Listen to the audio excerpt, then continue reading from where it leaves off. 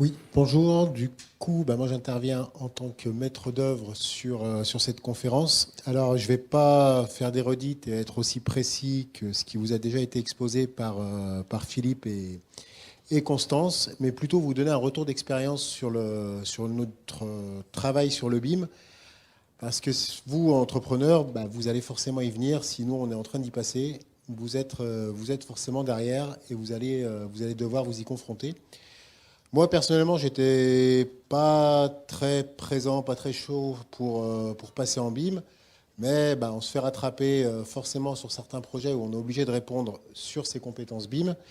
Et je rejoins d'ailleurs Philippe là-dessus, où nous, on n'est pas BIM manager et on n'a pas à l'être. Il y a des personnes qui sont compétentes là-dessus, nous, on fait notre boulot, et les BIM managers peuvent suivre derrière et mettre tout ça en musique pour que le projet puisse vivre tout au long du chantier, mais surtout après, sur les 50 années d'exploitation qu'on a derrière. Nous, on est une agence d'une dizaine de personnes sur Lyon. On intervient sur le logement en grande partie, 60%, et après sur du bâtiment public, que ce soit des hôpitaux, casernes de pompiers, EHPAD, et j'en passe, bureaux. Bref, différents éléments. Bon voilà, groupe scolaire également, où il y a un petit intérêt, je vous en parlerai tout à l'heure. Euh, Nous, on travaille depuis l'école finalement, depuis plus de 20 ans en 3D, via les logiciels, que ce soit Allplan, que ce soit Archicad ou autres. On a fait ce choix-là à l'école parce qu'on nous y a guidés. On a besoin de visualiser en 3D ce qu'on crée. On a besoin de communiquer sur nos 3D. Et là, on parle de maquette 3D. On ne parle pas de BIM. On parle vraiment d'un projet qui est lié au plan sur ces 3 dimensions, qui nous permet de générer les coupes, les façades assez rapidement, mais surtout de voir et de vérifier ce qu'on crée au fur et à mesure de la conception.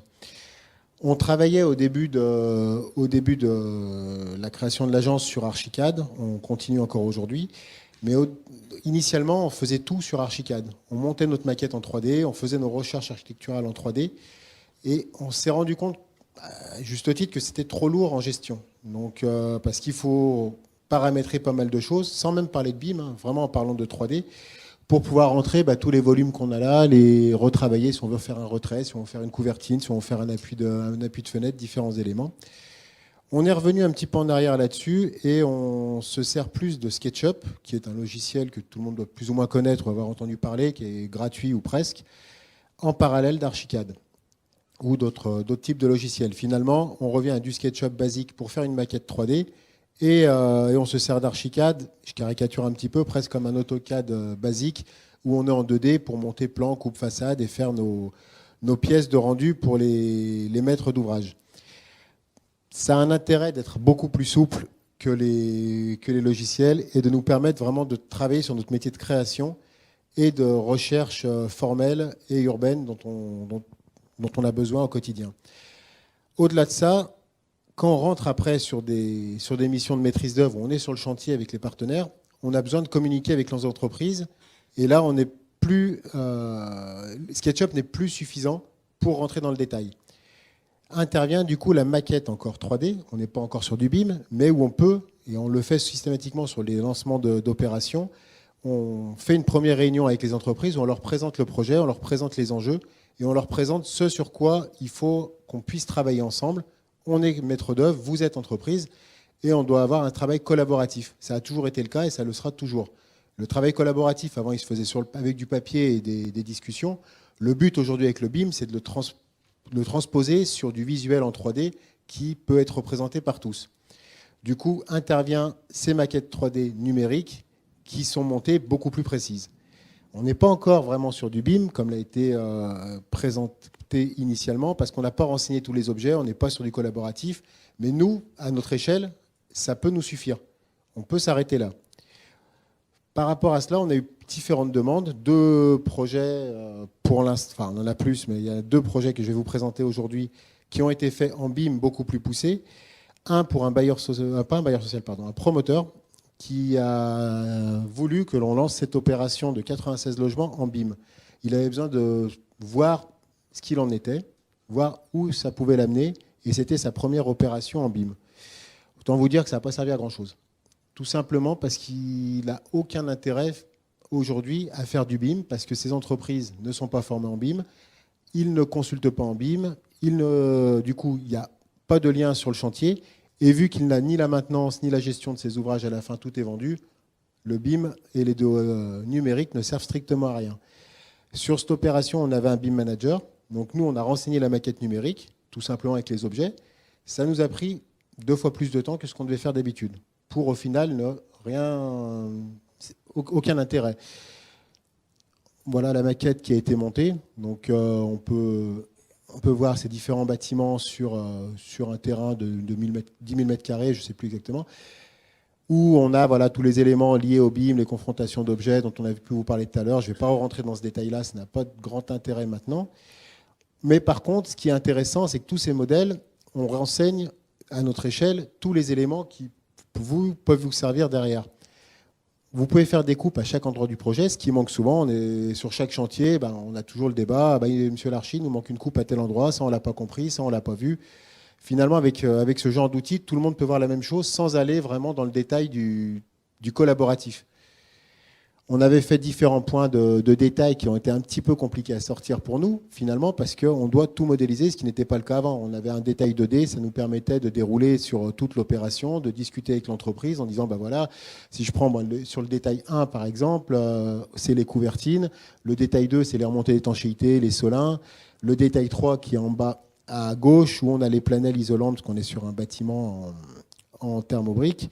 Voilà, tous ces éléments, le JD, on les visualise plus précisément, ce qui permet à tout le monde de discuter de la même chose, sans, encore une fois, être très loin dans les recherches et dans les outils collaboratifs. Reste quand même certains problèmes quand nous, on modélise tout ça, c'est de savoir déjà où on s'arrête, ce qui est utile. Et je prends l'exemple des cloisons dont on parlait tout à l'heure. Où est-ce qu'on arrête, nous, nos cloisons dans la modélisation? On les arrête sur la dalle, sur la chape. On sait très bien que la cloison va sur la chape, mais par contre, sur l'outil de modélisation, ce n'est pas fait aussi simplement que ça. Donc du coup, quand je dis qu'on double le temps, oui, c'est carrément ça. C'est un petit peu le problème. Et si on ne le fait pas correctement, qu'est-ce qui reste derrière? Qu'est-ce qu'on livre aux entreprises? Qu'est-ce qu'on livre en DOE? Sur quoi on va faire les quantités? Si la cloison s'arrête sur la chape et non pas sur la dalle, comme on devrait le faire, on n'est pas bon sur les quantités, donc vous ne pouvez pas vous servir de tout ça derrière. Ça, c'est un deuxième projet qui n'est pas une demande BIM, mais qu'on a travaillé, nous, en 3D, qu'on a livré en 3D aux entreprises, sans être en BIM. Tout le monde a pu s'en servir, et du coup, ça devient du collaboratif de manière plus intéressante. Et notamment sur le gros œuvre. C'est le groupe scolaire qui va être bâti sur la ZAC des Girondins, qui est assez simple formellement, mais assez complexe dans sa réalisation, notamment en termes de gros œuvres, où on a différents éléments de façade, comme vous le voyez ici, assez compliqués à sortir, avec des trames de poteaux, des tympans en biais qui finissent en ogive, et on surmonte ça avec de nouveaux poteaux qui sont dédoublés. Donc c'est pas simple. Plus des nus de façade, parce qu'on a un habillage en briques. Autant vous dire que l'entreprise, on était pourtant en conception-réalisation avec Bouygues. Quand il a fallu sortir ça, on nous en parle encore. Et sans maquette numérique, je pense qu'on aurait eu beaucoup de mal. Parce qu'en fait, le projet n'étant pas linéaire de partout, on a plein de points de détail. Et il était impossible qu'avec les façades de sortir tous les plans de coffrage qui ont été réalisés par l'entreprise. Et ça nous a aussi permis d'aller beaucoup plus loin dans le travail des calpinages de banches, des calpinages de joints, pas de joints, pardon, de trous de serrage de banches. Donc l'intérêt, pour nous, on le voit à cet endroit-là, est de vraiment pouvoir travailler avec l'entreprise sur le chantier, sur les souhaits que l'on a. Après, bien évidemment, il y a tout ce qui est DOE dont on a parlé tout à l'heure. Voilà encore quelques visuels pour vous montrer cette complexité et l'intérêt vraiment de cette maquette 3D. Finalement, nous, ce qu'on a à dire là-dessus, c'est qu'on a un gros problème, nous, aujourd'hui, sur les attentes de chacun sur le BIM. Le maître d'ouvrage, et on y est confronté au quotidien, que ce soit des concours, des jurys de concours aussi auxquels on participe, où on nous parle du BIM, on nous demande de faire du BIM, les cahiers des charges sont conséquents pour à la fin n'avoir strictement aucune utilité de ça. Et du coup, tout le monde s'y perd un petit peu et personne ne sait où il doit aller. Donc, on milite à chaque fois pour qu'il y ait vraiment un AMO BIM qui puisse guider le maître d'ouvrage dans ses choix et savoir où est-ce que chacun a besoin d'aller. Ça c'est un dernier projet qui sort également en BIM. Le maître d'ouvrage ici n'a pas besoin de grand-chose. On est sur du logement finalement. Le BIM là-dessus pour l'exploitation, il est un peu limité. Quand on a rentré la CTA, on sait que les gaines de VMC vont être dévoyées au dernier niveau. On plombe, voilà, tout est dit, il n'y a pas grand-chose. Mais pour l'entreprise et sur le chantier, là, il y a un intérêt. Il y a un intérêt de voir comment on calpine, où sont les négatifs, qu'est-ce qui va être mis en place. Voilà, encore une fois, l'attente n'est pas la même entre le DOE et les éléments de l'entreprise. Le BIM, il est aussi là. Et c'est vraiment ces engagements et ces éléments de départ qui nous paraissent importants. Et bien évidemment, toute la complexité qui va avec. Nous, ça nous ennuie aussi de passer en BIM sans que ce soit complètement nécessaire. On a aussi des livrables qui nous engagent. Quand on fait une maquette BIM, nous, on est engagé derrière sur un élément supplémentaire. Quand on livre un plan, on l'a maîtrisé, on sait ce qu'il y a sur le plan. Quand on livre une maquette BIM, chaque détail est donné sur la maquette. C'est du coup beaucoup plus complexe à mettre en place. Voilà, grosso modo, nous, notre retour d'expérience, c'est qu'effectivement, le BIM a son intérêt, mais vraiment à cibler en fonction des besoins du maître d'ouvrage et des partenaires.